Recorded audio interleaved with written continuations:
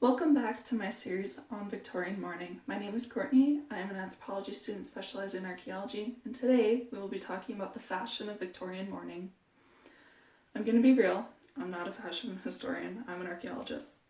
This means that I am more interested in the kinds of materials, the sourcing, the changes in the wardrobe, and the implications for different classes, what normative behavior looks or doesn't look like.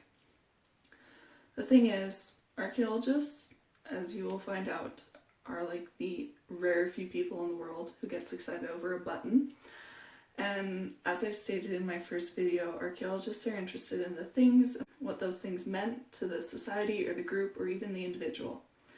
We will look at the everyday stuff that gets left behind and buried, and frankly, gorgeous Victorian dresses rarely ever get buried or are buried and end up in a good enough condition for us to look at.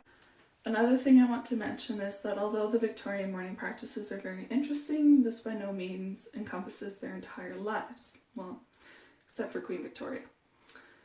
Imagine everyone remembering you for that really moody phase you went through when you were 11.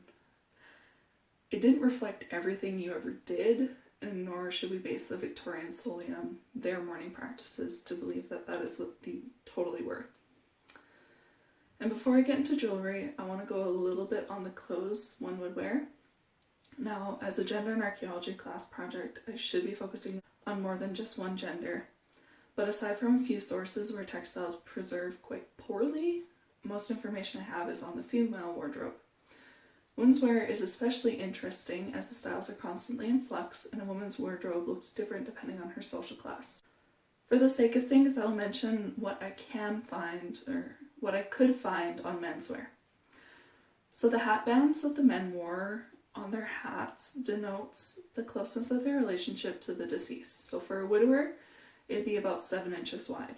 A 5-inch hat band marked a father-son relationship. And quote, for other degrees of relationship, the width of the hat band varies from 2.5 inches to 4 inches. End quote. This is from the Castle's Household Guide. Aside from scouring historical documents to reveal the past, we can also rely on archaeology to tell us what the past was like by analyzing materials left behind, either intentionally or otherwise. For example, we can use archaeological excavations of graves to learn about what kinds of clothing people would be buried in, the kinds of objects placed in the coffin or casket with the deceased. We call these grave goods, but I will note that grave goods can also include stuff like coffinware, which is like the nails and the screws that assemble the coffin. My next video will talk more about the grave and symbolisms in headstones, but for now I want to focus on an archaeological excavation of a 19th century private family cemetery in Manassas, Virginia, USA. I probably didn't say that right. Of the 24 burials uncovered, only one had excellent preservation, otherwise all that was left was, quote, bits of wood, nails and screws, remnants of lining and covering fabrics, glass viewing plates, and decorative hardware, end quote. Small scraps of clothing and the occasional button or shoe leather scraps were found too.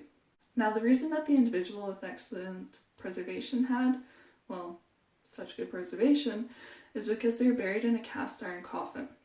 In fact, the preservation was so good that the crew even found brain tissue. This source was an excellent example of seeing the other side of mourning, what the deceased was to be buried in. Anyone who has attended a funeral or has been involved in one knows that the deceased is typically buried in formal wear, usually their Sunday best. The individual in burial 23 was, quote, clothed in a black waistcoat with quilted lining, matching trousers and socks. His feet were bound by fabric. A shirt with detachable collar and black bow tie and discolored vest were worn beneath the waistcoat. Button long johns were worn beneath the trousers, end quote.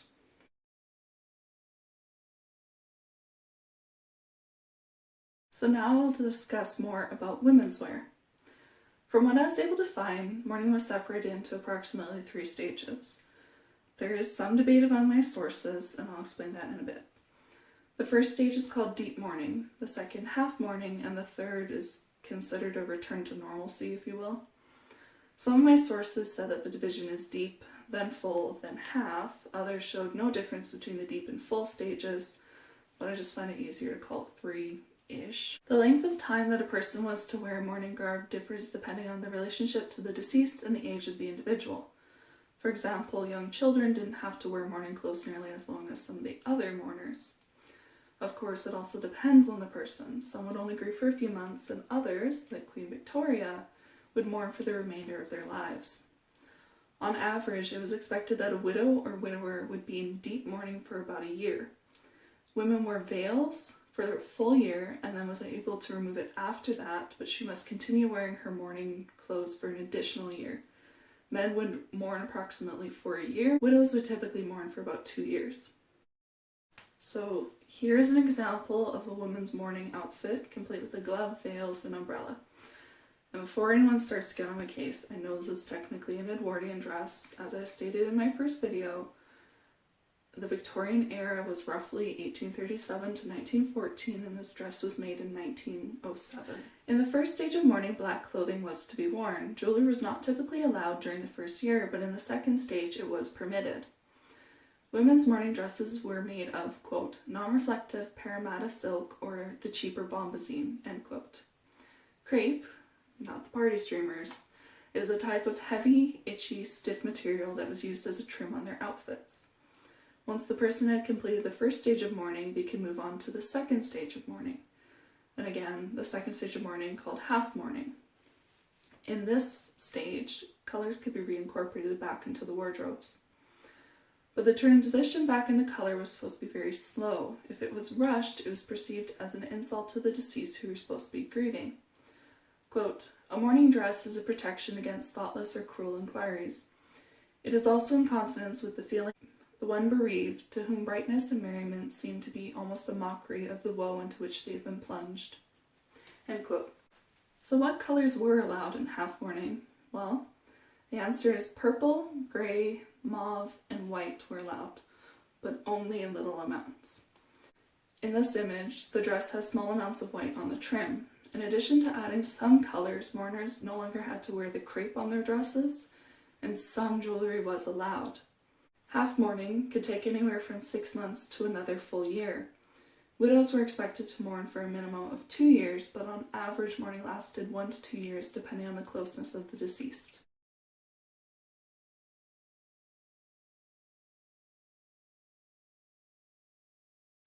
Since I mentioned briefly that jewelry is allowed during the half mourning period, I want to elaborate a little bit more on what kinds of jewelry was popular at the time. Well, the most common jewelry worn during the half mourning stage was something called jet jewelry. It is, quote, a hard, black, coal-like material sometimes combined with the woven hair of the deceased, end quote. According to one of my sources, jet is a minor gemstone that is technically a kind of fossilized wood. Although already a popular stone used regularly, we can thank Queen Victoria for setting the trend of using jet jewelry during mourning. Remember that private cemetery excavation I mentioned earlier? Well, in addition to the men's clothes that were found, archaeologists also found, quote, a laced material containing the remains of a medallion woven from hair, end quote, in burial 23. Hair jewelry is a form of memorialization artifacts where a lock of the deceased hair is taken and then twisted, shaped, and set into place using different techniques. One of the most common techniques in creating hair jewelry is called palette work technique. Pieces of hair would be woven and shaped to form different images. They are then glued into place under glass. Some of the materials used to create hair jewelry, aside from hair, includes glass, precious metals, jet, buttons, seeds, wooden or glass beads, and velvet and silk as a background. In addition to the hair jewelry itself, archaeologists can also look at the various other artifacts used in creating hair art, like the weights used in table work, which is another type of technique that was used to create chains and ropes of hair for different watch chains, bracelets, and necklaces. Hair jewelry could take the form of brooches, lockets, rings, earrings, and elaborate hair wreaths that contain hair from multiple members of the family.